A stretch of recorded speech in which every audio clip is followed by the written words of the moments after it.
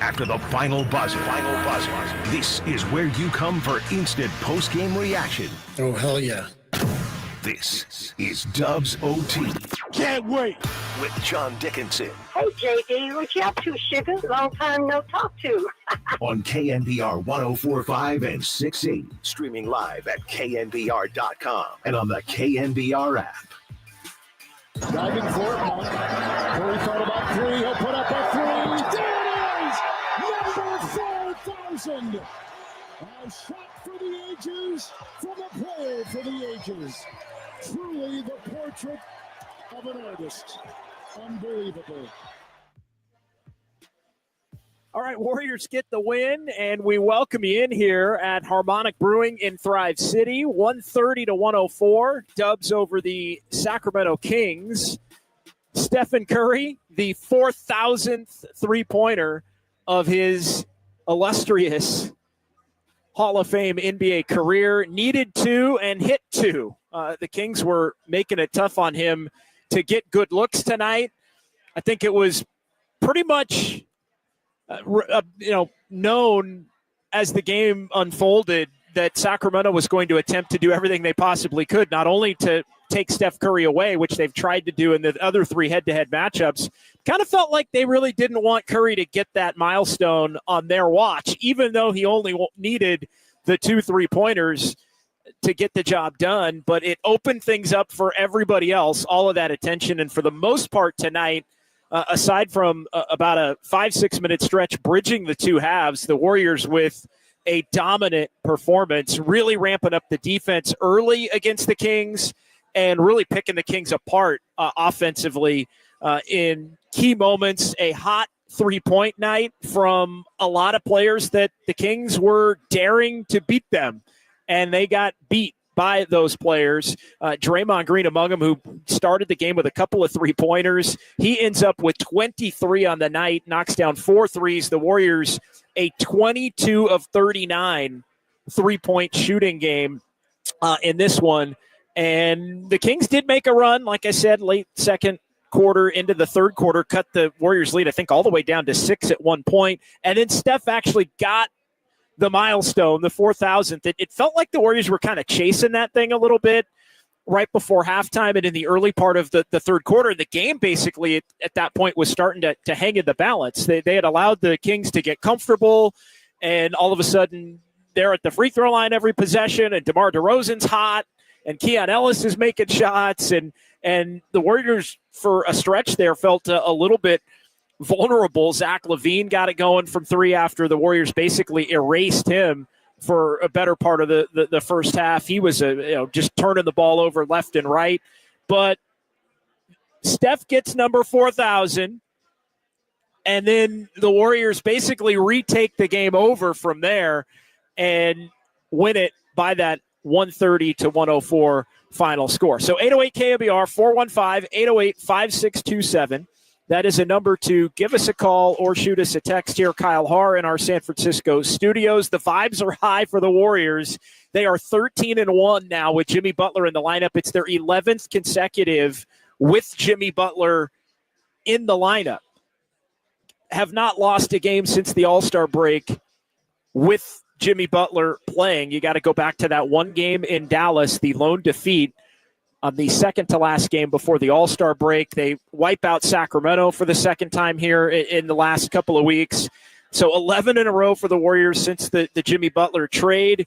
They are 13-1 with Jimmy in the lineup. They are 13-2 overall. And Jonathan Kaminga's much anticipated return tonight. And Kaminga looked really good. His first drive was kind of a wild lefty drive to the basket, misses a layup on a flailing kind of a attempt, but really from there he was good. The rest of the night he was looking to make passes in the flow of the offense. He was getting out in transition. He was cutting. He beat the Kings a couple of times. The Kings went to the saddest zone defense I think I've ever seen. I mean, it was Harry High School some of the stuff that they were putting out there. Get the ball to the middle and then hit the baseline runner on a cut toward the basket. And the Warriors did it repeatedly, especially in the third quarter as they put the game away. I mean, throwing the ball in between three defenders and then hitting a cutter behind two defenders. I mean, it was really, it looked like the Kings hadn't practiced it, honestly. And it definitely looked like the Warriors, who, as the season series went on, got more and more comfortable with the way that the Kings were trying to defend them by basically daring anybody other than Stephen Curry to beat them. Warriors really made the Kings pay in each of the last three head-to-head matchups. Even the game before Jimmy Butler came into the fold, Warriors were shorthanded in sack, built a big lead, but didn't have enough to prevail in that one. Kings came back, got the win in that one, but the Warriors, with the Jimmy Butler trade and obviously the Kings changing things up with De'Aaron Fox going to San Antonio and Zach LaVine, and it's two teams. We talked about it that night that the Kings beat the Warriors. It was two teams on that night. It looked like, hey, incredibly difficult matchup for the Warriors. Now it's completely the opposite. The Warriors are in a completely different world with Jimmy Butler, and the Kings are kind of mid to mediocre and appearing to be playing for the 9 or the 10 seed right now in the Western Conference. So really nice effort from Jonathan Kaminga in his return. Tonight is the template for Jonathan Kaminga. 20 minutes, and it will be more, obviously, once he continues to get healthy. It was going to be short bursts for Kaminga, but he was great tonight. After that wild flailing layup, he had another really under control drive. He hit Curry for Curry's first of the 2 3-pointers on the night. He looked like he was moving really well. I thought Kaminga was excellent in this game. 7 of 10 in 20 minutes. He had 3 boards. I thought he was high energy. He had a steal, several other passes, even though he only had 1 assist that could have been assists, really looking to make the right play. He only took 1 3 in this one. I think he only took 1. He might not have taken any. I think he only took 1 mid-range kind of pull-up jumper. But tonight's the template, I think, for Jonathan Kaminga. It was basically, for the most part, all at the rim, and the Warriors able to use him, I think, in the best way possible, at least initially here coming back, with all of the concern about how he's going to fit, can he fit, and all of that. So 808 KNBR, 415-808-5627. Let's get to the phones. Our tip-off caller of the night, and we've already got somebody locked and loaded here. It's X in Oakland wanting to talk a little bit about who we were just discussing. It's Jonathan Kaminga and his return. I thought Kaminga was excellent in this game, especially for a first game back, +8 overall. Missed a couple of free throws, but really doing a lot of different things to help the Warriors win and scoring efficiently and at the basket. X, what did you think tonight here? I thought it was overblown. Oh, dude, he killed it. It was amazing to see him just go through, and he looked like he hadn't missed a step. I know the afternoon guys were saying over under 14.5 minutes, 20 minutes, 18 points, way more than I ever thought we would see out of Kaminga tonight. It was excellent. And I think all the questions that everybody had about how he will fit into this lineup with Jimmy Butler here has been answered. We have the deadliest team in the NBA right now. There is no bench better than us. There is no starting 5 better than us. It's over. I'm telling you, we're going all the way to the finals. Mark it right now. I said it. We are so deadly if we have Jonathan Kaminga coming off the bench looking like that. Thanks, X. I appreciate it. I couldn't agree more. I mean, it really is, and I've said this a lot. Initially, I kind of wondered how it was going to look, but Jimmy Butler is such a willing passer, and Steve Kerr said it before the game, and I mentioned it on Dirty Work earlier when I joined the guys from here at Harmonic Brewing. Jimmy Butler has made everybody better. And I think, Steve expressed his confidence that Kaminga was going to be fine and fitting in, and he used that as an example. And I think it was spot on. But I think what Kerr was talking about was makes everybody better in their role. Like Moses Moody is better in his role now than he's ever been in that role since Jimmy Butler joined the team. Brandon Pajemski, before his injury, most recent injury, filling a role, but now not only filling a role, but scoring a lot more frequently and tying the game together a lot more readily. And so tonight was really, I think, an example of, and this is what I've been so adamant about after watching Jimmy Butler with this team before Jonathan Kaminga returned, that it less is more for Kaminga. He didn't try to do too much tonight. And a game like tonight is enough. A game where he scores 18 in 20 minutes is enough to help the Warriors level up. It doesn't have to be 25 a game. It doesn't have to be him starting and being the third scorer. Some nights it may be that if players are out or the rotation changes. That all may very well happen naturally. Jonathan Kaminga does not have to be a superstar or even an all-star for the Warriors to win a title. Jonathan Kaminga just has to be the Jonathan Kaminga that he was tonight and continue to build off of that. Cutting, looking to make the right play, getting out in transition, buckets off of everything else that the Warriors are trying to do. There were a couple of times the Warriors called his number and basically allowed him to isolate, and he really comfortably, I thought his best offensive play of the night, mano-a-mano, one-on-one, he took Keon Ellis into the lane, one-on-one, had a little spin move on him, and went up and shot an easy layup. Now, Keon Ellis is small for Jonathan Kaminga standards in terms of height, but Keon Ellis is a premier defender for the Kings. And so, that's a guy that they would want to have on somebody like Jonathan Kaminga. And Kaminga just very casually walked him down to the bucket and laid it up. I mean, impressive. So even those plays, other than that first one, and he gets a free pass on the first one, not complaining about the first one. Like right away, he's got the ball. He's driving left, flailing, misses the layup. Bound to happen. You shake it off. But he was very much under control, which I think is the most impressive aspect of Jonathan Kaminga's night. So 808 KNBR 415-808-5627. The Golden State Lumber and Building Materials text line is open as well. Golden State Lumber and Showroom text line is open as well. Want to make sure we get that right.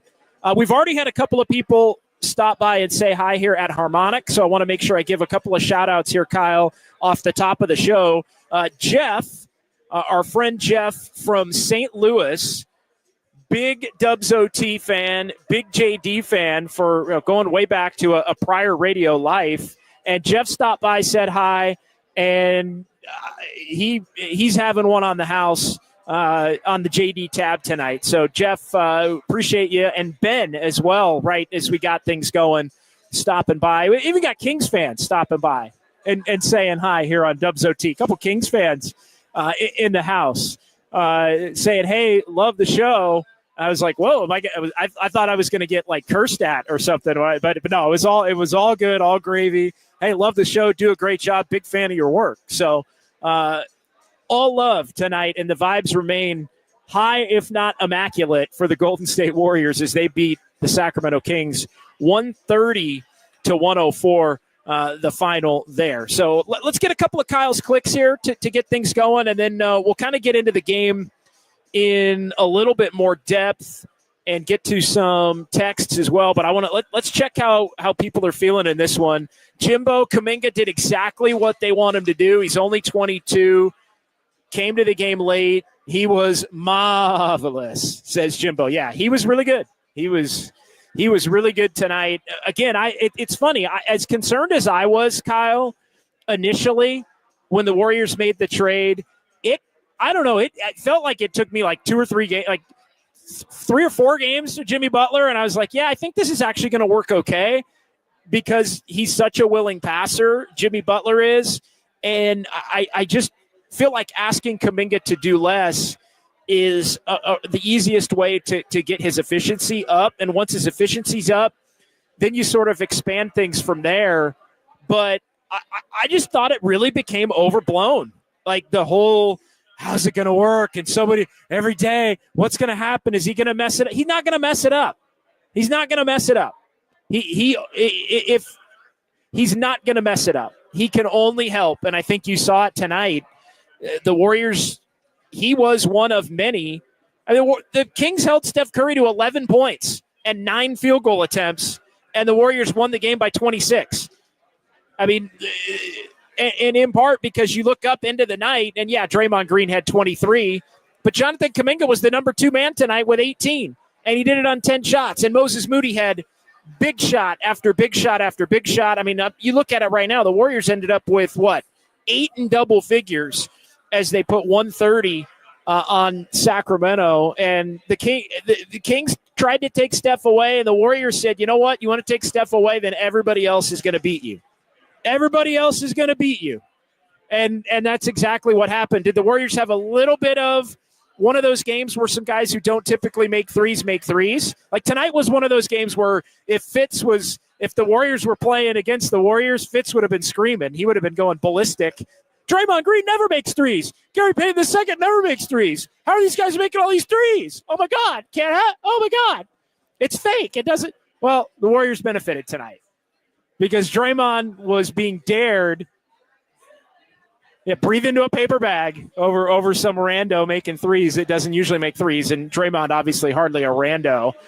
But the Warriors made the Kings pay for what Sacramento was trying to do to Stephen Curry. And look, I wouldn't be surprised, and I don't want to go too far down this rabbit hole right off the jump here. I wouldn't have been surprised if Doug Christie put some stuff on the board before the game saying they were like not going to give up 2 threes, like that they were going to make him get the 4,000 on somebody else. And I think the Warriors knew it was coming. And I think when you know it's coming, it makes it easier for guys to make those shots because you know you're going to – like Draymond Green knew coming in that he was going to get left wide open for a lot of threes. And GP2 knew he was going to be left open for a lot of threes. And so when you know it's coming, you just stroke it. You let it ride and you hit it freely. We got all good, brother. No, it's all good. Yeah, gotta go Kings. It's a tough night. It's a tough night. What's going on, brother? Appreciate you. Let's get a couple more here. A couple of Kyle's clicks off the top of the show.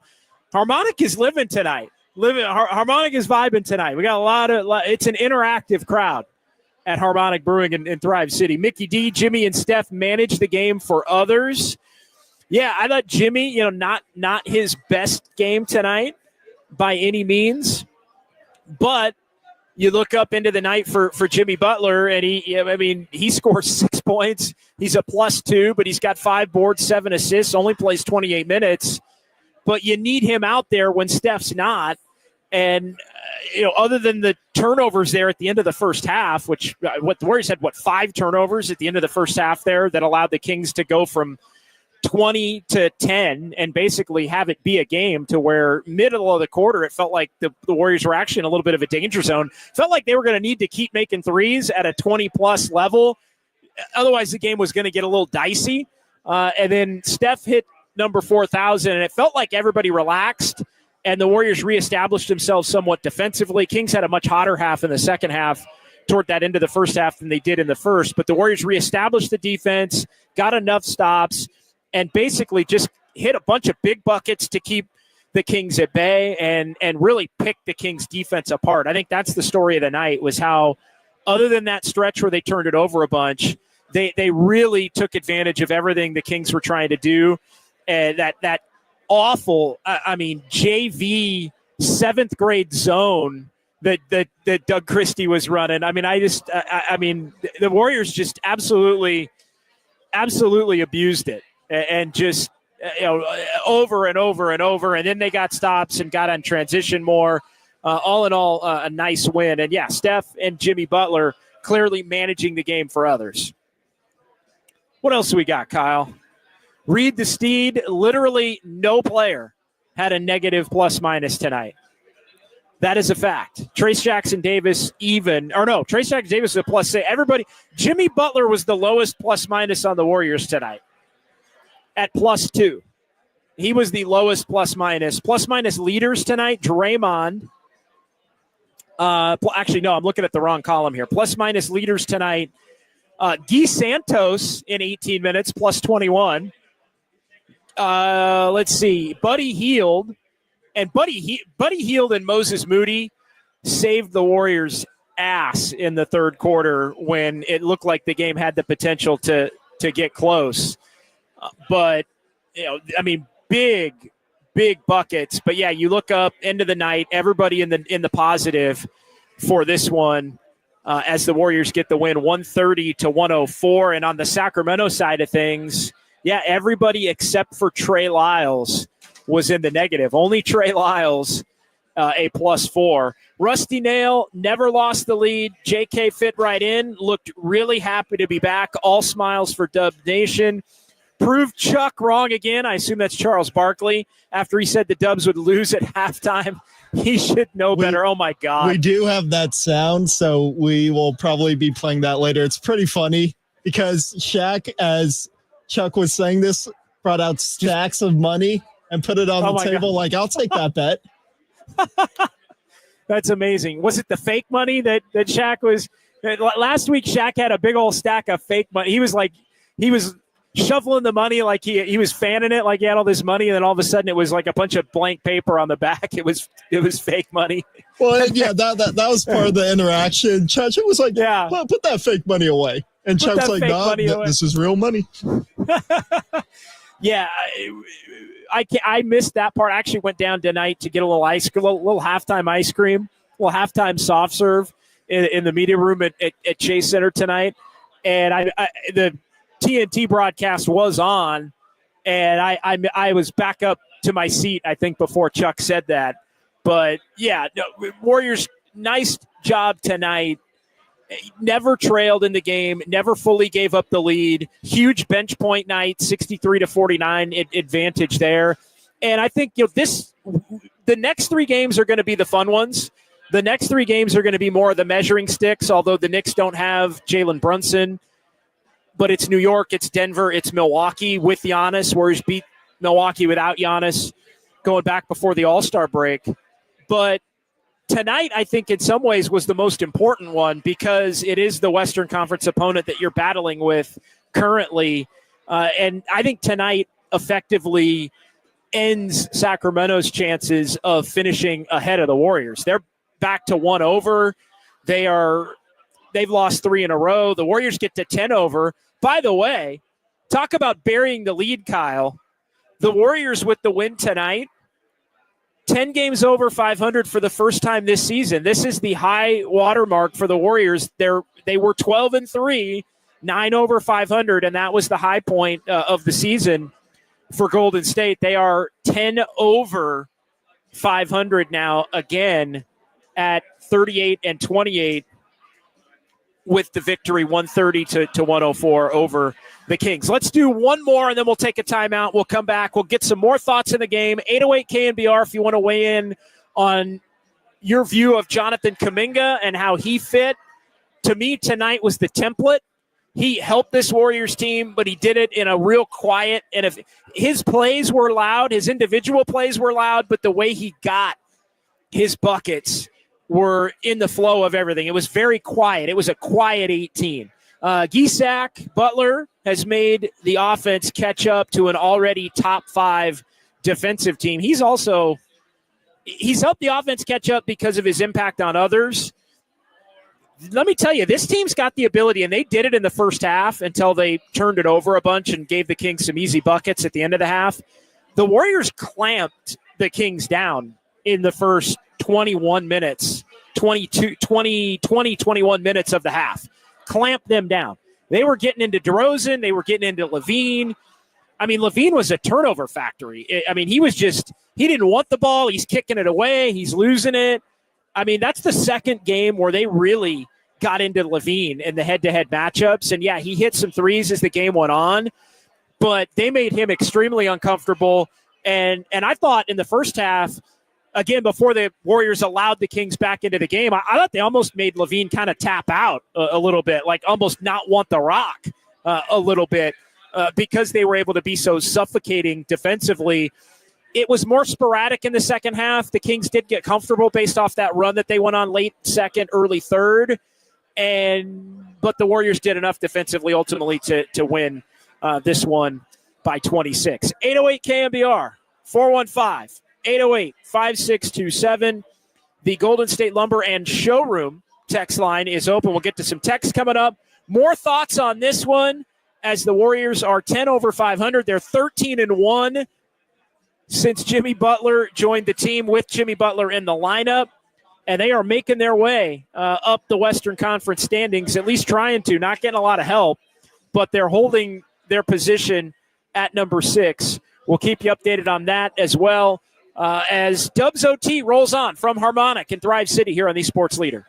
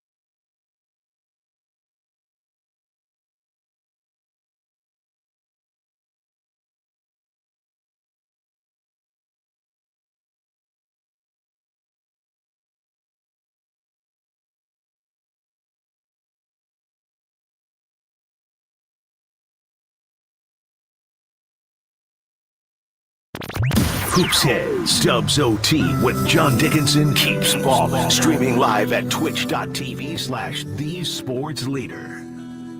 Kaminga muscling and throwing it down. 29th assist in the Warriors. Kevin Harlan on the call there with Stan Van Gundy, Jonathan Kaminga, 2 of his 18 as the Warriors win 130-104 over the Sacramento Kings. So the Warriors 10 over 500. They're 38-28 now on the season with the victory. They drop Sacramento to 33-32. So the Warriors keep their spot in 6. They've won 6 in a row. They've won 11 in a row with Jimmy Butler in the lineup. And the vibes continue to be high here as they keep Minnesota beneath them in the Western Conference. Minnesota half game back of the Warriors. All right, before we get to the phones, and 808 KNBR, 415-808-5627, we'll get back into the chat. I've got more thoughts on this one. Didn't even really do the full JD game breakdown notepad. We just kind of started off and dove right into this thing. But we do want to say hi to Juan. Juan was in the chat and out here at Harmonic. Sipping on a lager. Juan, thank you so much for stopping by. Cheers to you, my friend. Appreciate it. Always stop by, say hi, have yourself a brew of your choice, and big win. The vibes are high right now, Juan. Great win, and the Warriors are on a roll right now, and the culture is just fantastic. So go Warriors. We got this. Let's keep grinding away. Cheers, everybody. Thanks, Juan. Appreciate it. So, yeah, I know we had a bunch of folks, Erwin Kwong among them, saying, Juan, you got to go up and say what's up to JD. And so Juan comes over, says hi, and we're all good here on Dubs OT. 808 KNBR. Let's get to Danny in Vancouver here, and then more thoughts on this one from Harmonic Brewing in Thrive City. What's going on tonight, Danny? Are we having fun yet, JD? Oh my goodness, we're having a blast out here. It feels like the weekend already started here at Harmonic. I don't know what people are doing tomorrow, but it's definitely got a Friday, Saturday night vibe here tonight. Yeah, it's a lot of fun. Great game. Just some thoughts. I don't think they could have scripted the Kaminga return any better, it couldn't have been scripted any better. You're writing a Hollywood writer. Just unbelievable. I thought he played perfectly. He played controlled. He moved the ball around. He played very smartly, high IQ level. So I was really, really impressed with him. I wasn't worried. And by the way, I don't know, I'm sure you noticed this, but I was really impressed by how Guy Santos and him worked together. They were on the floor, at the same time, and that Santos really, really dovetailed nicely with Kaminga. So I was really happy to see that. So that kind of puts to bed the worries that people had. I agree with you totally, JD. Moody and Buddy just totally saved their asses. I thought Moody hit some huge shots. He is playing so well. Buddy's making me eat all of my words. He's on a good run right now. He's on a much better. He's on a hot run right now. He is. Everything's opened up for people. It's just a beautiful thing. Couple last thoughts. So I think they're 38-28 now. Is that right? Yeah. Yep. Plus 10 for the first time this season. Yeah, it's interesting, JD, because I keep plotting. When this whole thing started, we were talking about trying to get to 50 wins, and it's very unlikely. But I'm telling you, right now they have to go 12-4. I think 12-4. There's 16 games left. If they can win a couple games, I think they can do it. I think they can get to 49 or 50 games. So if they take 2 of the next 3, and really they have to keep winning. No one's doing us any favors. I watched parts of all the games yesterday, Houston, Minnesota, and Memphis, and no one's doing us any favors. So I think we're going to have to do it ourselves. So anyways, love the show as always, JD. Thanks. Have a good night.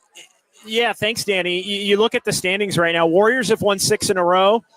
Well, they've gained nothing on Minnesota. They were a half game up, and they're still a half game up because the Timberwolves have won 6 in a row. And then you look at a couple of teams that you thought, the Warriors, they're after Houston, right on their heels. Remember when the Warriors picked up 2 games in 2 nights against the Rockets to pull within 3? Well, they're still at 3 because the Rockets have won 4 in a row since then. Memphis, a game above the Rockets. They've won 4 in a row after a rough patch. And so they continue with it all jumbled up right now. 2 through 5 is only separated by a game. And how about this one, Kyle? How about this? The Warriors right now are, and I say this, there's only 16 games to go. The Warriors are only 4 out of second. They're 4 games out of second right now. For all of this, Memphis is in second. But the difference between Memphis in second and Houston in 5 is 1 game. And then the Warriors are 3 games behind that. So 4 games total here with 16 to go. Again, that's a lot. 3 with about 10 to go is a lot.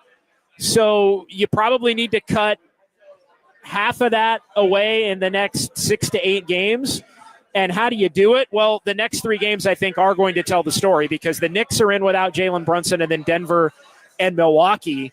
So, yeah, not a lot of favors, but I couldn't agree with Danny more on Kaminga and Santos are very complementary players. Santos can shoot it. Santos does the hustle things that Kaminga doesn't always do, but then Kaminga's just got the raw talent and ability and athleticism and the driving, put your head down and drive. Like Santos is not a put your head down and drive kind of a guy, but he does hustle and he does knock down open shots at a pretty high level. And yeah, they are 2 players that can play together. And we did see some Guy Santos at the 3 with Jonathan Kaminga at the 4. You have to have that threat of a shooter and a little bit more of that. I thought at times tonight I was a little concerned that Kaminga's out there with Draymond and GP2, and I'm thinking, is that, or even when Kaminga was out there with Jimmy Butler, let's be honest, and this was not Kaminga's fault at all, but the point in the game where the Warriors became vulnerable there for about 6 minutes, final 3 of the first half, first 3 of the second, it all started with the lineup that everybody wanted to see. Steph, Moody, Jimmy, Kaminga, and Draymond. That was the lineup that everybody, oh my God, got to see that lineup. And that lineup got beat 6-1. Jimmy Butler and Draymond Green turned it over a couple of times, and it really started the tailspin of the night. We didn't see that group again together at any point. But even with the Jimmy, Draymond, Kaminga 3, that trio, I know before, there were a couple times when Kaminga was out there that I thought, does this team have enough shooting out there? And you want to get him out there, I think, some with Quentin Post. He played some with Looney tonight. There were some different combinations that I think if you're playing a team other than the Kings, it might not work quite as effectively. But the reality is the Warriors were playing the Kings. And so it's the perfect kind of get right, fit in, everybody eats kind of mentality. And here's the other part. We can talk about guys who can't shoot out there all you want. Well, tonight, Draymond Green was a shooter, and tonight, GP2 was a shooter. So Draymond ended up 4 of 7 from 3, and GP2 ended up 3 for 4 from 3. And so it's a totally different ballgame when those guys are making shots, and the Warriors benefited from that. And some of those lineups were able to be played together because the guys that don't typically make shots at the level that they made them did so in this game. Yeah, Moses Moody and Buddy Hield really saved the Warriors. For as great as they played in the first 20 minutes, the final 4 minutes of the half was disgusting. I mean, despicable. It was horrific basketball. I think as bad, other than maybe the Chicago stretch and the Brooklyn stretch, I think it was as bad a short stretch as the Warriors have had, especially with Jimmy Butler on the court since he's been thrown into the equation here for the Dubs. But if the Kings got going, the Kings believed in the early part of the third quarter like they could win the game. But 2 things were going to have to happen. The Kings were going to have to get hot offensively, which they kind of did, and the Warriors were going to have to go cold and stagnate. And it looked like the Warriors were on the fringe there in that third quarter of starting to do that. But Moses Moody, big bucket. Moses Moody, big 3. Buddy Hield, big 3. Buddy Hield, layup. Kaminga's in the game. Transition, scramble, layup. And it was really a stretch where the Warriors were able to go from being only up 6 to push the lead back up into double digits, and they got it, I think, at that point up to 14 late in the third. But the Kings were still coming at them offensively. But it was that group. It was Moody and Heald who had 12, 14 points in the third quarter there. And every one of them, if any one of those wide open shots aren't made, we might have been talking about a tie game, toward the end of the third quarter. And then you got to go back and re-win the game again. And, the Kings, when you play like that, that's when the Kings thrive. They thrive on other teams kind of making a mess of themselves, and then they get going and then take it down the stretch. So to keep Sacramento at arm's length there with the big buckets and basically keep it to where other than a couple of possessions, it was still a 9, 10, 12-point game for the most part, and it allowed the Warriors to sort of reestablish and ultimately push the lead back up. 808 KNBR, 415-808-5627. The Golden State Lumber and Showroom text line. 408, I think, puts it well. Dubs put up 130, and Steph and Jimmy only combined for 17. The league should be on notice.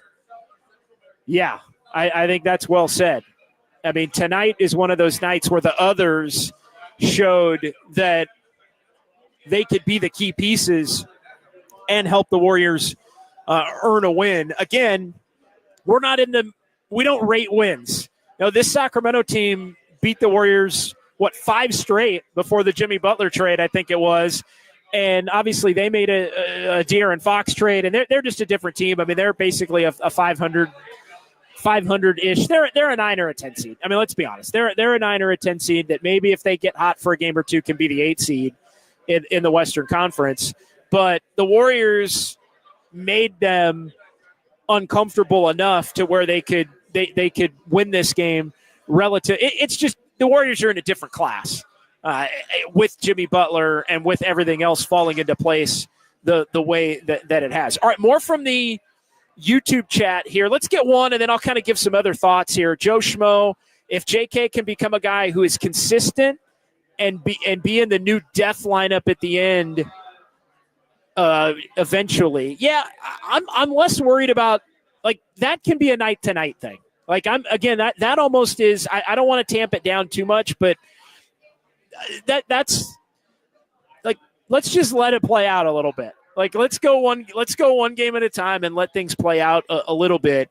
But the games like tonight are what will allow for that to happen, because he was not chasing anything tonight. He wasn't chasing buckets. He wasn't, like, it was that Jonathan Kaminga is a Jonathan Kaminga that the Warriors will gladly pay. And it's only at 14 to 18 points, as opposed to, he doesn't have to score 25 for the Warriors to pay him. I'm telling you, like, if he is the guy that he was tonight, he will get paid.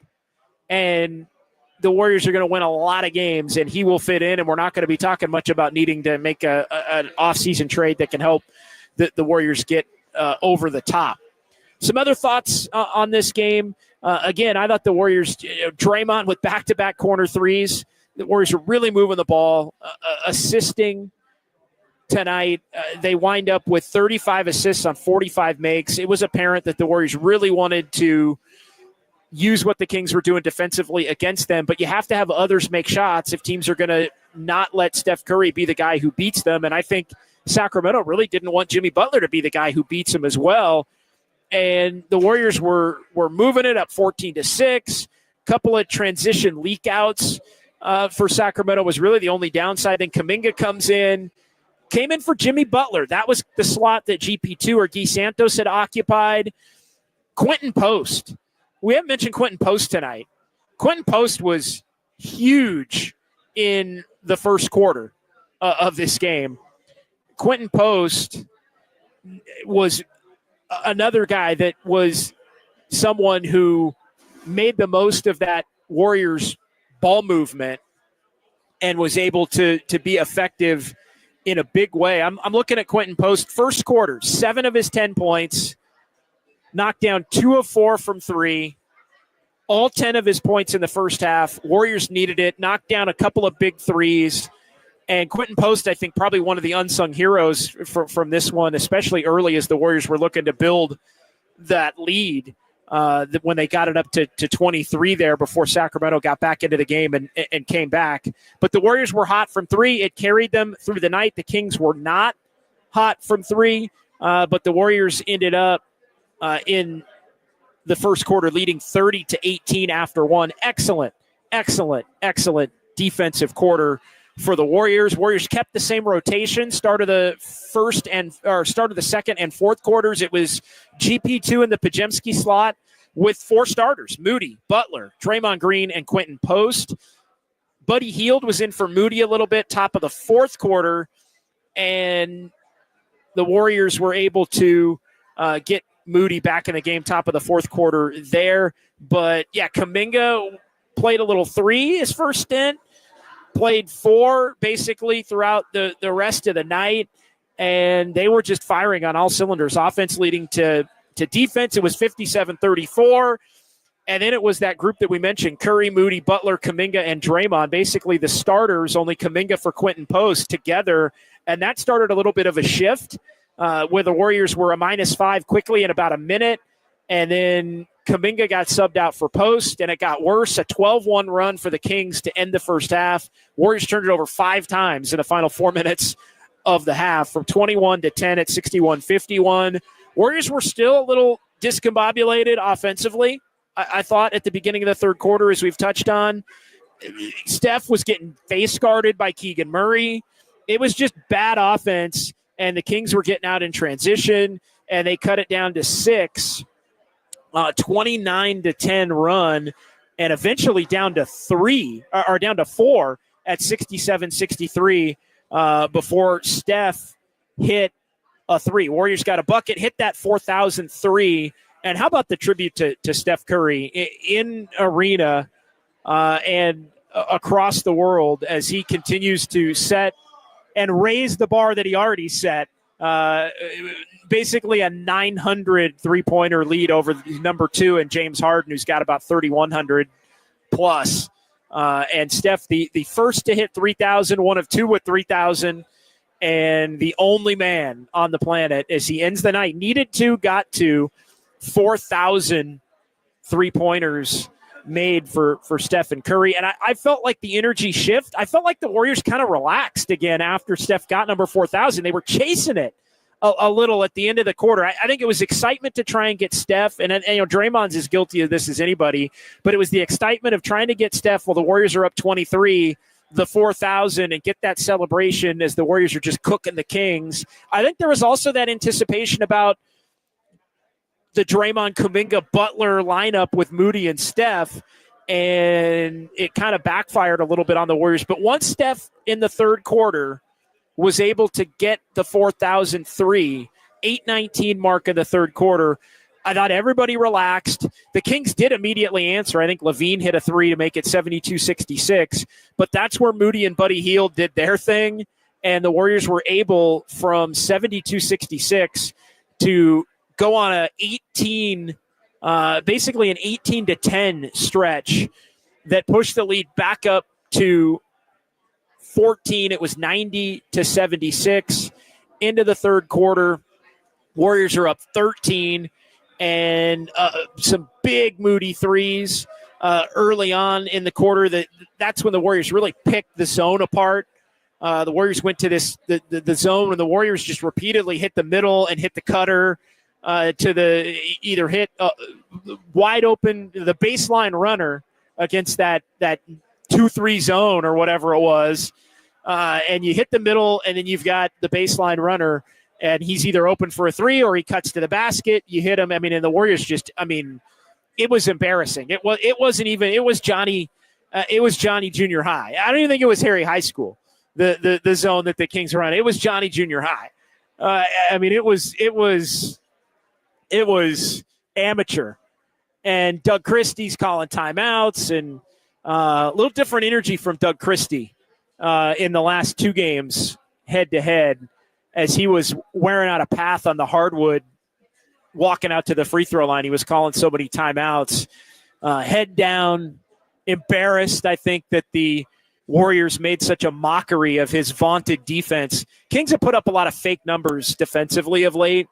Credit it to Charlotte and Utah and some teams like that they've played, and more Keon Ellis being in the fold. But it was kind of amateur hour, I thought, tonight for the Kings defensively in a lot of ways. And really, the Kings got the win in that second game. But I thought even that game in January, Steve Kerr, Warriors didn't win the game because they didn't have enough talent, and that was still when the Kings had De'Aaron Fox. It was actually De'Aaron Fox's last home game before the trade for Sacramento. But the Warriors really the last 3 games ran great offense against the Kings and kind of got whatever they wanted for 3 games straight against Sacramento and against Doug Christie after the two had the little back and forth on the court in the first matchup back in early January. So 808 KNBR, 415-808-5627. Kyle, let's get a few more here in the YouTube chat. Another round of Kyle's clicks here as I take a quick sip from Harmonic in Thrive City.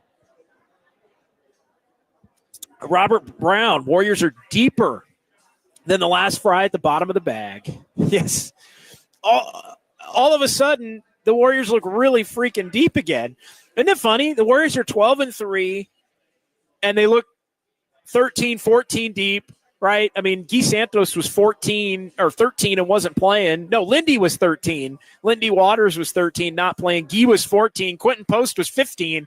And now you've got 13, 14, 15 basically playing as 8, 9, 10, 9, 10, 11, whatever it is, but they're all able to play, and they're all effective right now. All right, another from the YouTube chat.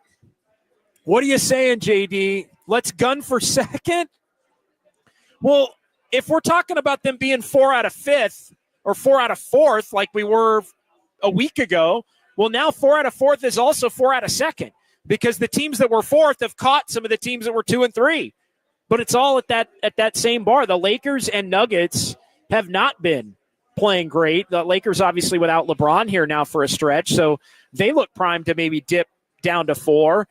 And Denver is still really freaking good, but I'm not sure they're built to be winning games every single night throughout March and April because they don't have the depth. I mean, Denver, I like Denver a lot, and they have Jokic, and they have a bunch of guys that have won a championship here in the last 20 months, basically, 21 months.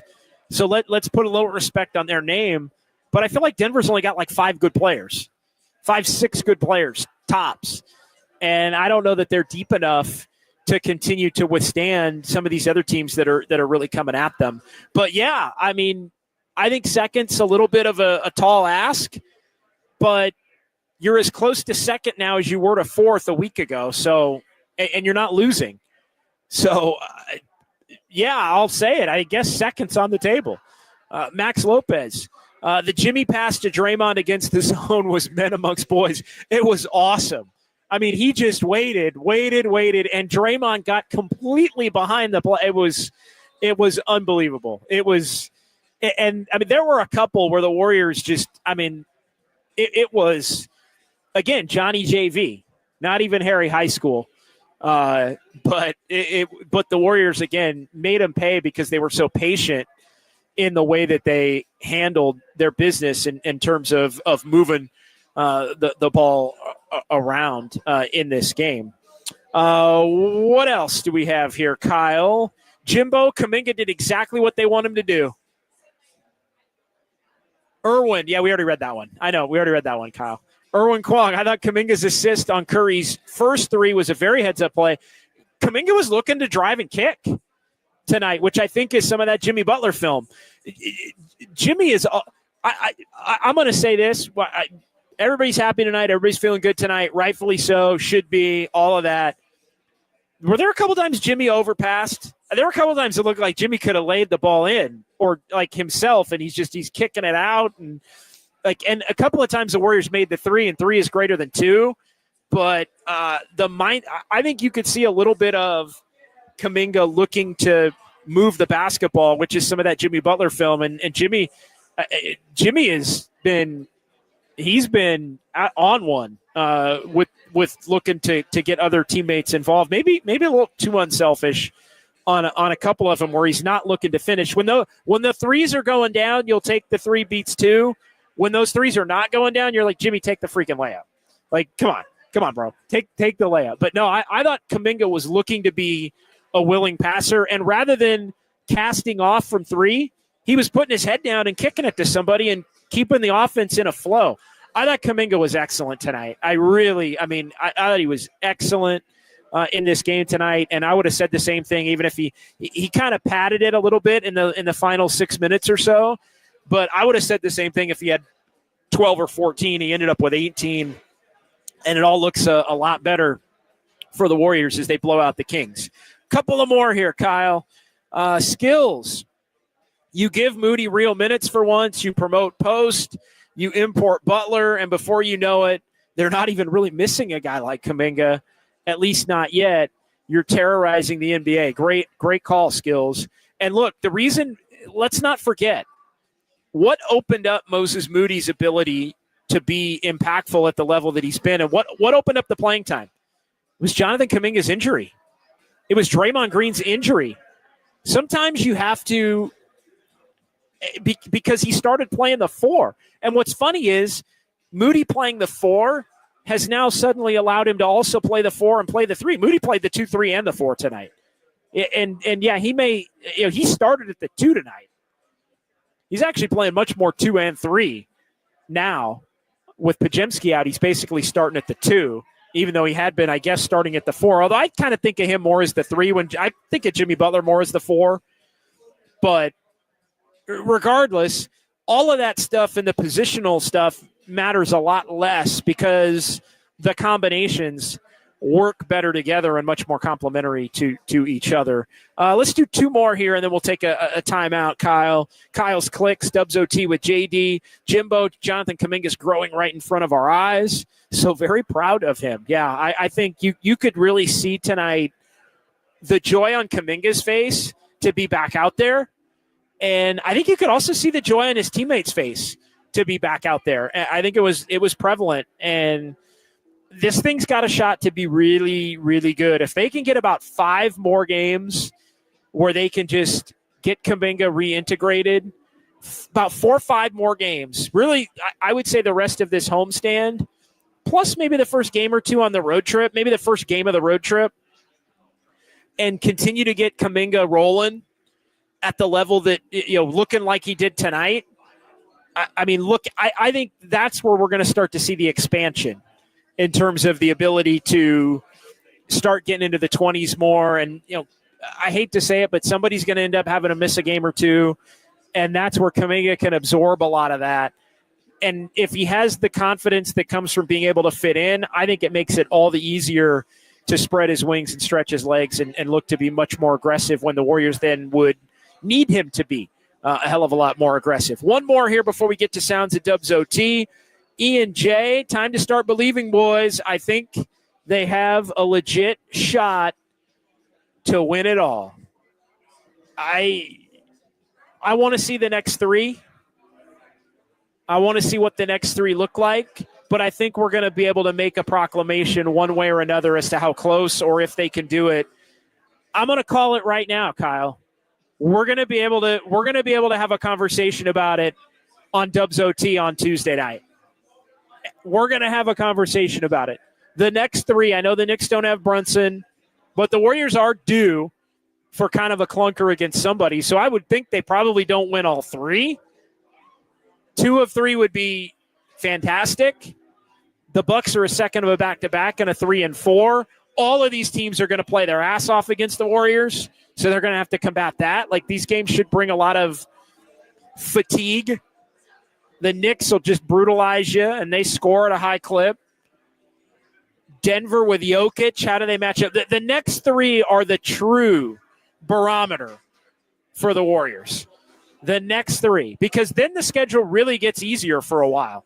Toronto, at Atlanta, the Jimmy Butler return game to Miami, New Orleans, San Antonio, who just shut down De'Aaron Fox, At Memphis will be tough. At the Lakers will be tough. LeBron's probably back by then. Denver on the second of a back-to-back after a 6-game road trip. Houston, who will grind you down. And then the final week, it's Phoenix and the Spurs and Portland and the Clippers. So there's some winnable final week, but it's the next 3 and then a lot of winnable games and then a tough little spell there first week of April and then a lot of winnable games the final week of the year to help the Warriors get their seeding straight. But we are getting closer. And tonight is – we got to see more than one game against, I think, a mid to mediocre Kings team.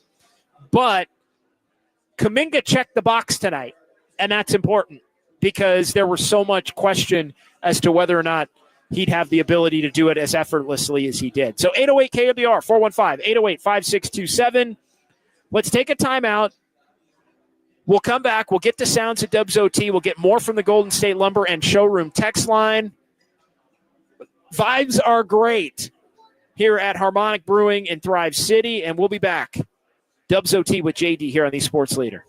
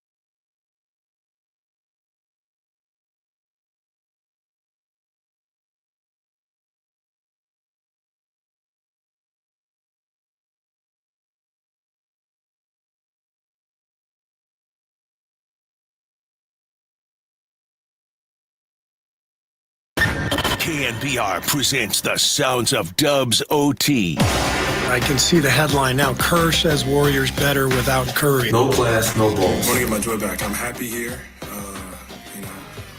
off the court. Now here's John Dickinson. There's something about the Jimmy Butler "I'm happy here" off the court that gets me every night. Just every night I get a little internal smirk. I mean, who wouldn't be happy in Miami off the court? But Jimmy's been around. I don't know if you got to follow Jimmy Butler on IG if you don't already. Like Jimmy Butler's a great IG follow, man. He loves to show the people where he's at. Maybe not while he's actually there. I think it's maybe delayed by a couple of hours. Otherwise, you get a crowd coming. But yeah, Jimmy's been he's been enjoying the Bay and enjoying the city a little bit here since the Warriors have been back home. And since the Warriors have been back home, they've been winning. The Warriors with their third straight win on this homestand.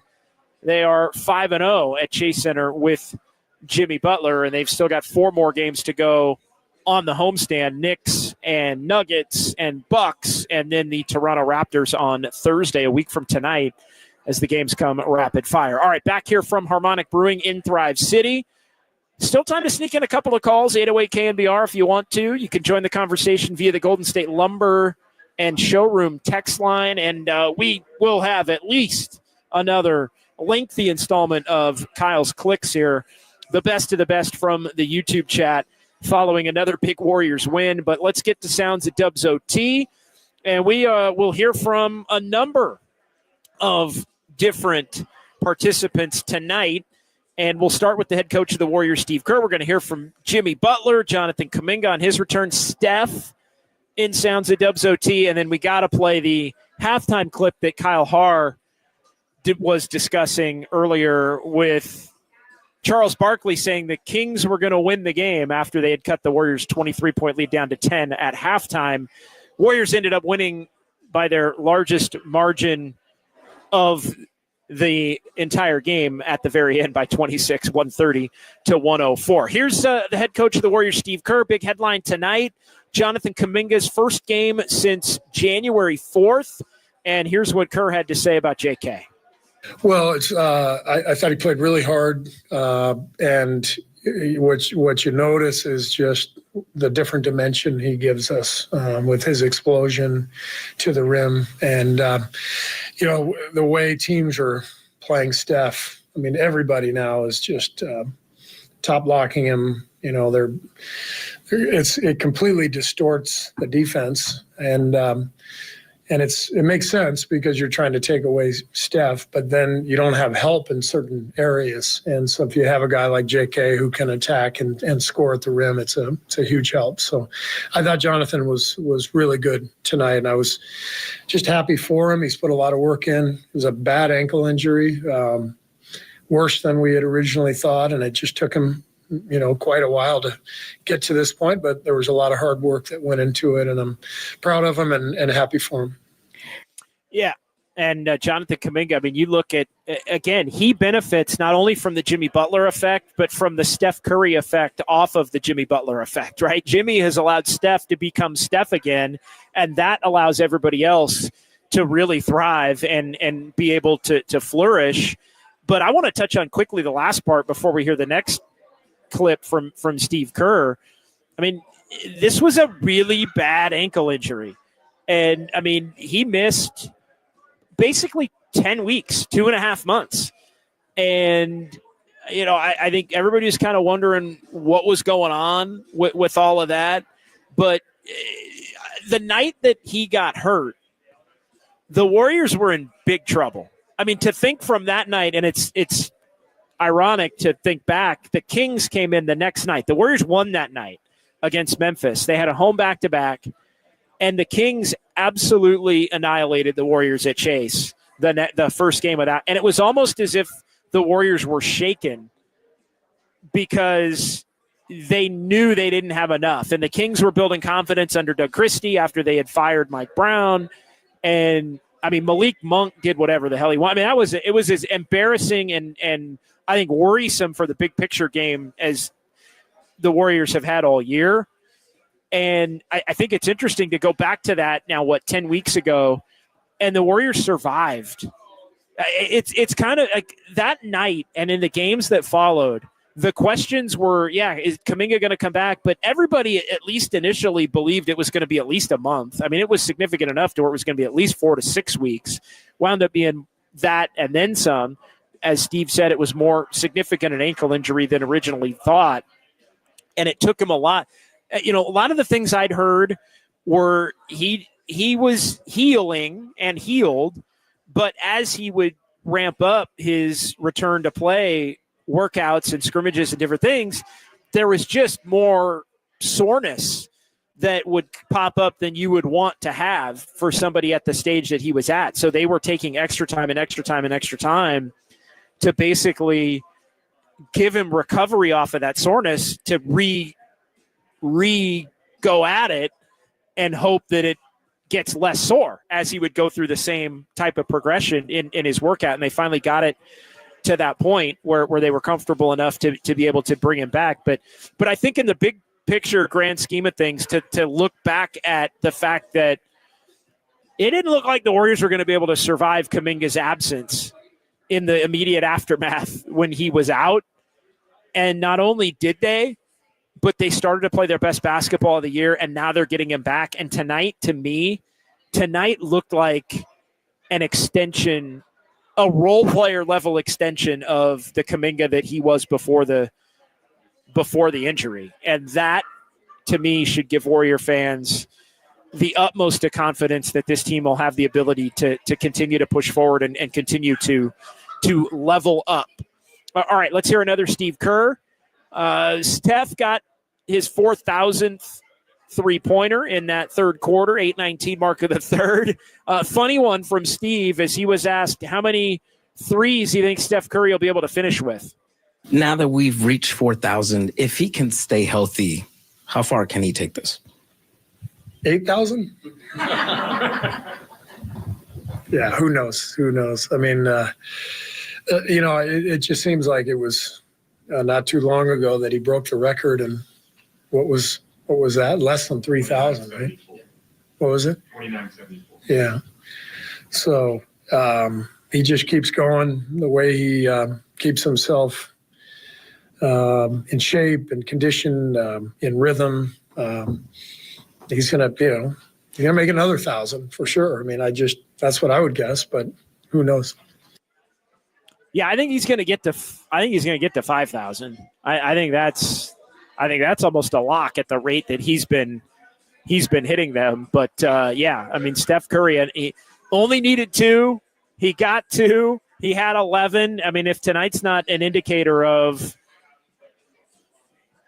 the level at which teams try to take him away and how the Warriors can make teams pay, I mean, I don't know what is. But another milestone night for Wardell, Steph, and Curry on the eve of his 37th birthday, which is coming up tomorrow, Friday, March 14th. So, happy birthday to Steph if we don't get a chance to say it here before the end of the night.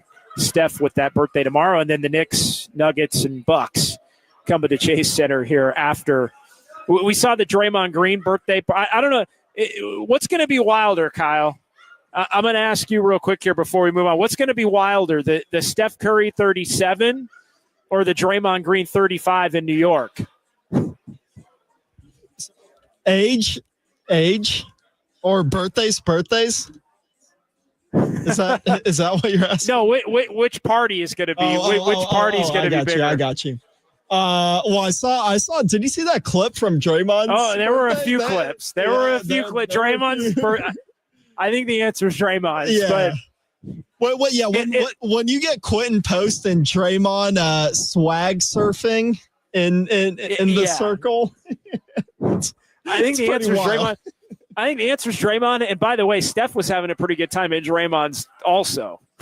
So maybe he was. One more point. Did he catch Jimmy Butler's little like 5 second? Oh yeah, clip? yes. where it was like taking a shot back at Miami. Yeah, that part was funny. Yeah, no doubt. And we are inside of 2 weeks away now, 12 days away from the Jimmy Butler return game to Miami on March the 25th, and our little Dubs OT road trip as well.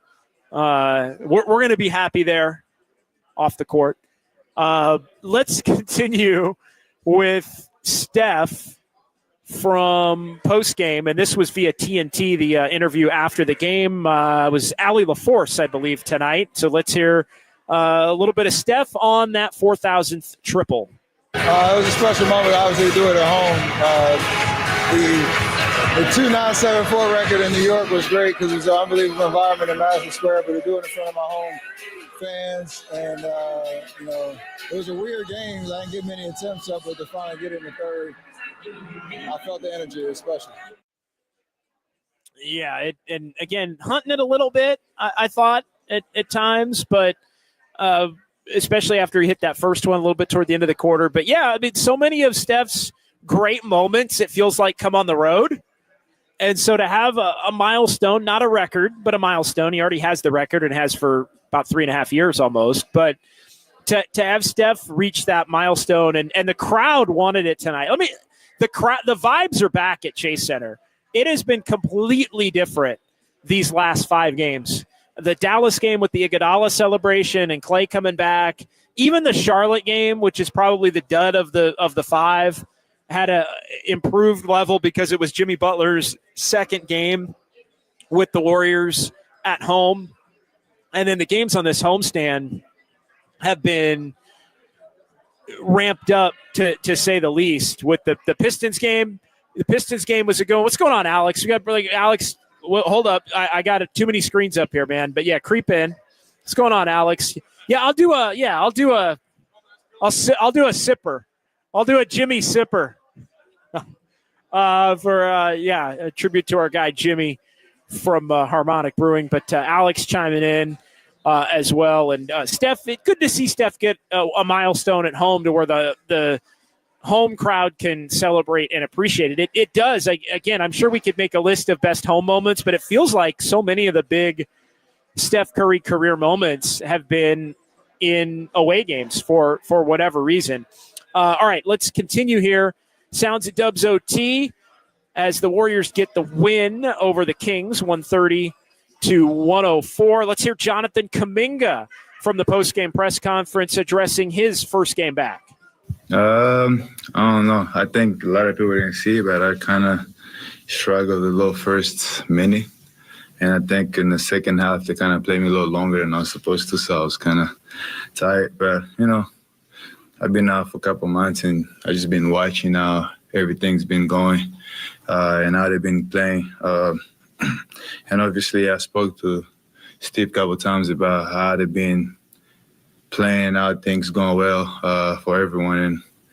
And I just been seeing and watching film and learning how I'm feeling when I come back. And I feel like that's what kind of helped me to just go out there and just have fun. And obviously, you got Draymond, you got everybody supporting me, telling me just be you, play the way you know how to play, and just do your thing. So I think that's kind of helped me to just go out there and I don't know, and help us win.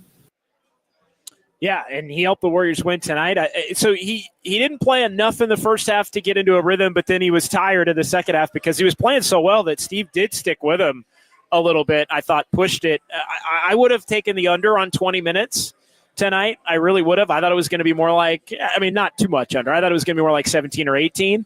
But Steve did push him a little bit in that second half run, which allowed, because he was playing well. I mean, he was impactful on the game. And I think the Warriors know they need Jonathan Kaminga. And I think, Draymond has constantly been telling Jimmy Butler to be him. You've got guys telling Kaminga to be himself. And I thought we saw a lot of it tonight. Like, it did not look like the Jonathan Kaminga who at times has struggled to fit his game into a box. I think that might be the best takeaway. Kaminga did kind of put his game in a box tonight, but it didn't look like he was trying to put his game in a box tonight. He just was doing his thing in the context of everything, and it led to the Warriors, him being impactful and the Warriors winning the game. Let's hear from Jimmy Butler in the locker room as he met with the media on post game, and he gave his thoughts on what Jonathan Kaminga can help bring this Warriors team as they look to level up. I love it. I love that my man came out there and was aggressive, putting the ball in the basket, high energy, jumping out the gym and dunking the basketball. I want him to be him to the best of his abilities, continually be great, and help this squad achieve something special. All right, so Jimmy Butler there. And then the other Jimmy Butler quote of the night, we don't have the sound, but he kind of gave a little bit of a scouting report, Kyle, on Kaminga, and it was short and sweet. High energy, jumping out of the gym, dunking the basketball. I want him to be him. I thought he said, I want to be him. I want to be him. I thought that's what he said. I misread it. So shout out that via Anthony Slater. I think, yeah, that I thought that was a little different spin on the cut that we just played, but I misread it. I apologize. All right, one more from the TNT feed.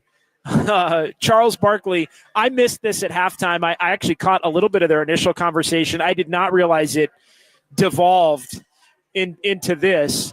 But here, after the Warriors had led by 23, is Charles Barkley saying that the Warriors are going to lose the game. The Sacramento's going to win this game. You were saying that. I think they're going to win this game.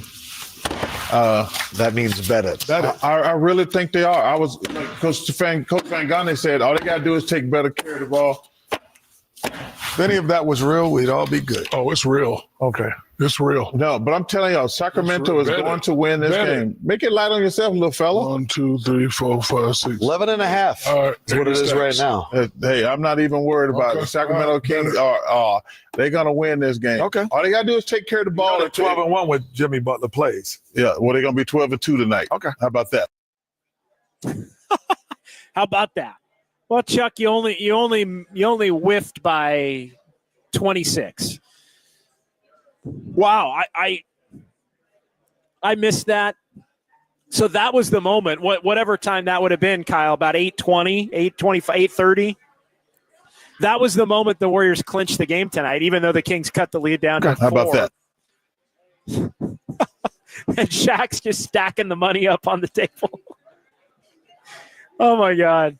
Oh, those guys. Great to know that those guys are still going to be around next year, even though it won't be on TNT. But that is the best. It's the best sports show going, period. But, yeah, Charles clinching a Warrior victory at halftime. Man, Kings fans are going to be pissed. How about that? Imagine being a Kings fan. You're like feeling good. Man, played terrible in the first half. Only down 10. Warriors are kind of trash those last 4 minutes. Maybe we can get hot and steal this one. And then Charles comes on and goes, yeah, they're winning the game. I wouldn't even watch the second half if I was a Kings fan at that point. Holy moly. Wow. I mean, some things are undefeated, Kyle. And the Chuck reverse prediction is always Chuck getting it wrong is undefeated. Yeah, well, they're going to be 12-2 tonight. Okay. How about that? No. All right. Let's go ahead and take a timeout. We'll come back. We'll get our final segment here of Dubs OT as the Warriors get the win over the Sacramento Kings, 130-104. We'll have some fun with numbers, Kyle's clicks, and we'll call it a night as the Warriors improve to 38-28. It's KNBR 104.5 and 680, the sports leader.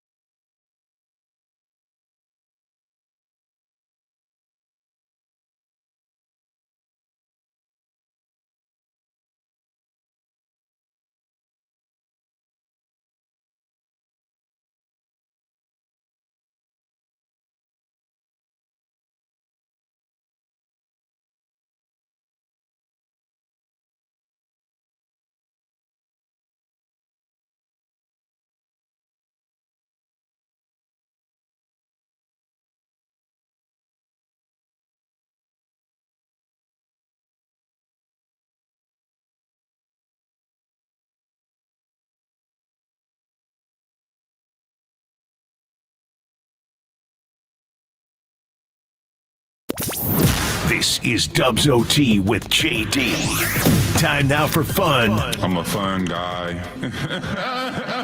With numbers. No, I'm just having fun. On KNBR 104.5 and 680. Streaming live on KNBR.com and the KNBR app. All right, welcome back. Final segment, Dubs OT.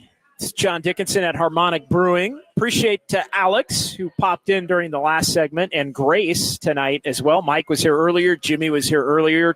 Copes and Derek Papa here as well, doing dirty work. And I'll be subbing in for Copes on Tuesday here from Harmonic before the Warriors take on the Bucks with Derek Papa. We'll be out here from 2 to 6, and then back after the game Saturday, Monday, and Tuesday, as well as a week from tonight.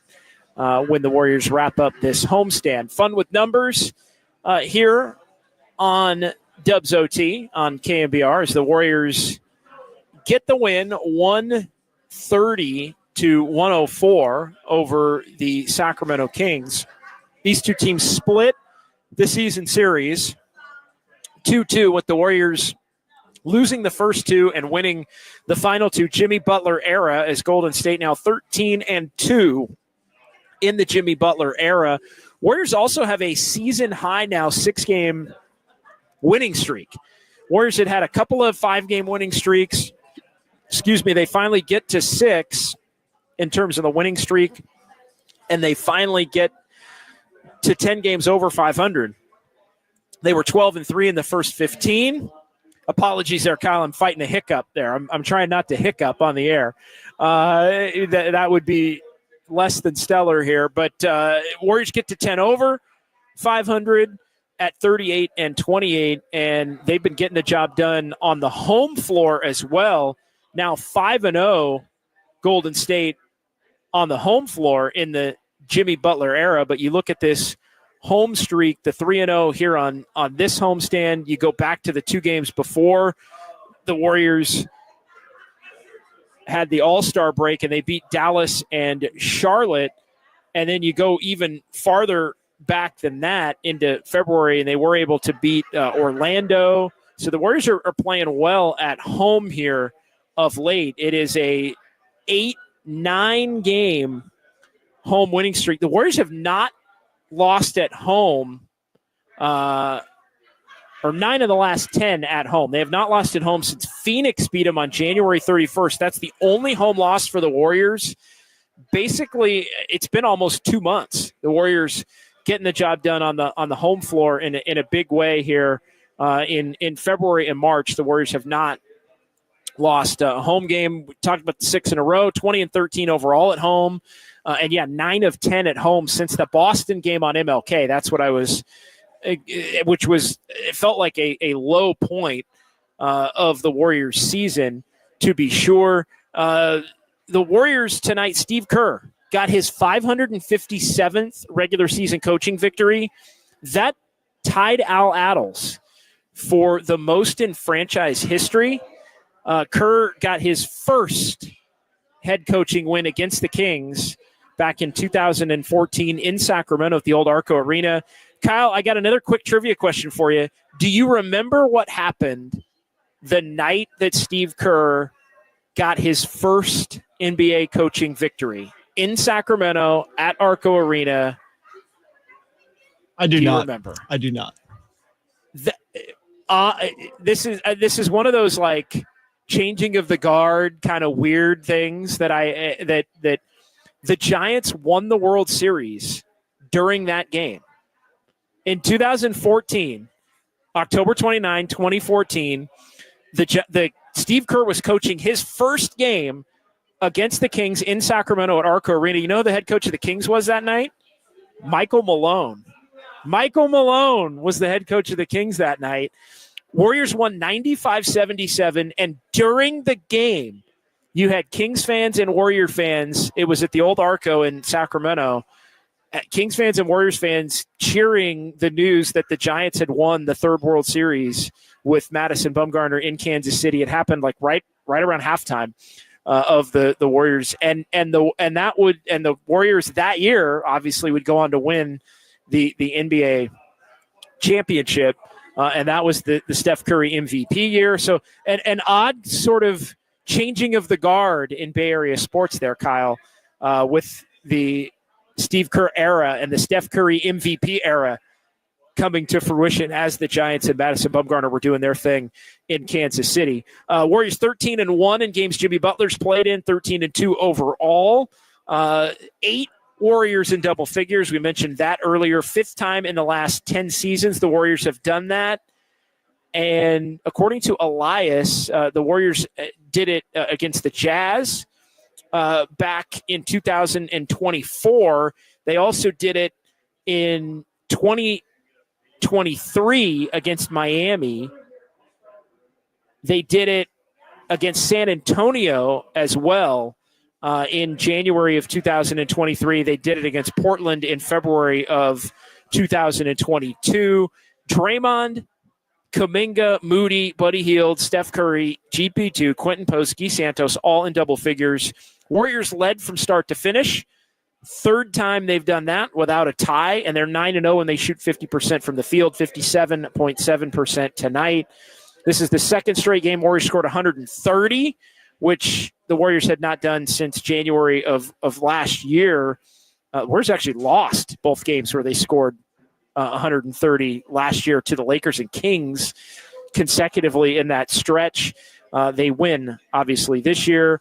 Warriors are 23-8 when holding opponents to under 110, 35 assists, 20-8 are the Dubs with 30 or more assists. And the Warriors reserve scored 63, improving to 9-2 when they have at least 60. Warriors 10-2 when they make 23s. They made 22 threes tonight. And I asked Kyle Haar during the break, who was the worst plus-minus for the game tonight? We talked about Jimmy Butler being the lowest plus-minus for the Warriors at +2. Zach LaVine tonight, -34 for Zach LaVine. That's hard to do. -34 in 32 minutes when he's 4 for 4 from 3. Zach LaVine was 5 for 6 tonight.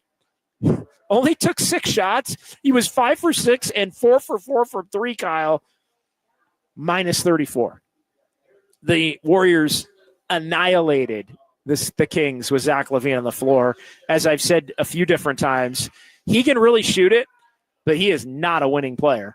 And again, the Kings, part of their story, the Kings have been really good against bad teams, and they've been really bad against good teams. And basically they're 500 because of that at 33-32. And that also stays on brand, whether it was the De'Aaron Fox Kings or the Zach LaVine Kings. It's all kind of added up to the same. So that's your fun with numbers for tonight here on Dubs OT. All right, let's get Kyle's clicks.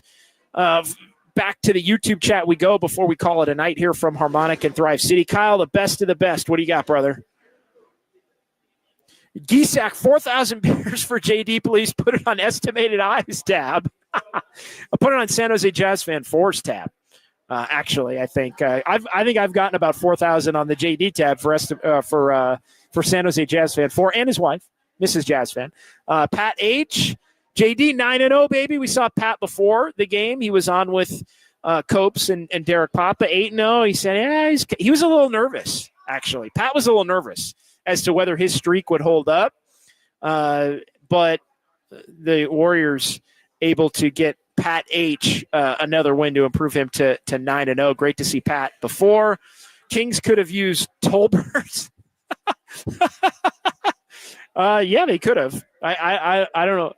I don't think Tolbert would have been a -34. I'll say that. I don't think Tom would have been a -34 tonight. But he also might not have been 4 for 4 from 3. What else do we have here? San Jose Jazz fan 4. I was ready to say the Warriors are big fat choke artists, and then I remembered Chuck and Sacto would win, and then I felt much better. Everybody should have been watching the second half comfortable as ever after Chuck said that. I didn't see that he said that. I missed it. As I said at halftime, I was too busy burying my face in some ice cream. But yeah, that was the moment this game was clinched. Andis, Chuck keeping Vegas casinos profitable on his own. Does he ever win a bet? Sheesh. I think he's won some card games here and there, some high-level card games. But wow, yeah. I mean, Chuck, he loses all the public ones, man. He might win them in private, Andis, but he loses everyone in public. Let's continue on here with a few more. JD, what are the current standings in the Western Conference after tonight's game? I'm glad you asked. We always like to get to that in our final segment. I like to do it early in the show, too, because people kind of want to know off the top, but we go back to it at the end. Warriors are 38-28. They're still sixth. Why? Because the Timberwolves have won 6 in a row to match the Warriors 6 in a row. The Warriors are a half game up on Minnesota, who is 7th. They are 2 up on the Clippers, who are 8th currently. They're now 4.5 up on the Kings and 4 on the loss column on the Kings. But I know everybody wants to get to what's above the Warriors and not what's beneath the Warriors. Still 3 back of the Rockets, who are 5th, but now 3 back of the Lakers, who are 4th, 4 back of Denver in 3rd, and 4 back of Memphis in 2nd. So Memphis and Denver are tied for 2nd. Warriors are 4 back. Lakers and Rockets are tied for 4th and 5th. Warriors are 3 back of them. But, yeah, Memphis and Houston are hot. The Warriors are hot. The Timberwolves are hot. This team's got to keep winning if they're going to not only hang on to 6th, but move up in the Western Conference. Irwin Kwong, if I could have scored the last Draymond bucket the way the Kings defense focused on Jimmy, even I could have, says Irwin. Yeah, I think you could have, I could have, Grace could have, and Alex here at Harmonic Brewing could have as well. One more, final one, Kyle, or we got what do we got? Is one more and then the final one. All right, San Jose Jazz fan. Did Steph have to wrestle the game ball away from Draymond? I didn't see any game ball reports tonight from the Warriors locker room, but yeah, I got to imagine Steph's got the 4,000 ball, becoming the first ever in NBA history to do that. All right, let's wrap it up here with our Dubs OT comment of the night. Now, time for the Dubs OT comment of the night. Robert Brown, who's been an all-star of late here in the YouTube chat. Robert Brown, if Jimmy gets back with Shakira, Warriors are a lock for the title. Wait, Jimmy Butler dated Shakira? That was news to me, but I didn't know see that. The Miami connection. I feel like Robert Brown is more cultured than I am, so I trust his word. Wow, I didn't know that. I actually did not know that. I had not been paying attention to that. I guess I'm doing a quick. Oh, okay. I did a quick Google, and it was Shakira spotted on a date with Jimmy Butler is the first thing that comes up, like 2 years ago. So I don't know, but the Warriors did go to the finals, I guess, or the Heat went to the finals, I guess, back in 2023. It might be a lock with Steph to win the title, but learn something new, Robert. That is our Dubs OT comment of the night, to be sure. And yeah, all right, good stuff from Robert. Kyle learned something new as well. All right, Kyle, great show tonight. Really appreciate everyone out here at Harmonic as things start to wind down. Cheers to Alex. Cheers to Grace. Cheers to Jimmy and Mike and the fine folks who continue to imbibe here as we close up shop a little bit after 11. For overnight, Dave. What's up, Dave? Good to see you, brother. Yeah. How you feeling about the Dubs, Dave? Winning the title? Where you got him, Dave? Winning the title. Dave says winning the title. Kyle, and who else do we have tonight? We had Raph and Casey. Raph Corral, the legend, and Casey Copeland. Appreciate the help of both of them. We will talk to you on Saturday. Back to 2 hours, by the way, Saturday for Just Dubs. 10 a.m. until noon here on KNBR. Going to be talking a lot about this one, a lot about the last week, a lot about what's coming up, and can the Warriors actually win the NBA championship is going to be, I think, a theme for that show on Saturday morning, 10 to noon, and then back here at Harmonic after the Warriors and the Knicks. That's going to be a fun one, even without Jalen Brunson in the fold for New York, and then Denver, Milwaukee, and Toronto to close out the homestand. We are not even halfway through the homestand yet. And the Warriors are 3-0 and cooking in the Western Conference. All right, we'll talk to you Saturday morning. Keep it locked right here on KNBR 104.5 and 680, the sports leader. Diving for it, Monk. Curry thought about three. He'll put up a three. There it is! Number 4,000. A shot for the ages from a player for the ages. Truly the portrait of an artist. Unbelievable. Emirates Cup or bust. Oh, hell yeah. First of all, you gotta start off liking each other. I'm super cereal. Big fat dub. Ain't nobody going to stop me. I just wake up and I can shoot it no matter if I'm playing or not. But great win. Who are these guys? I love you, JD. Bye, sugar. I can see the headline now. Kerr says Warriors better without Curry. Jimmy freaking Butler puts it in. Everything's gonna be all right. Yeah, well, they're gonna be 12-2 tonight. Okay, how about that?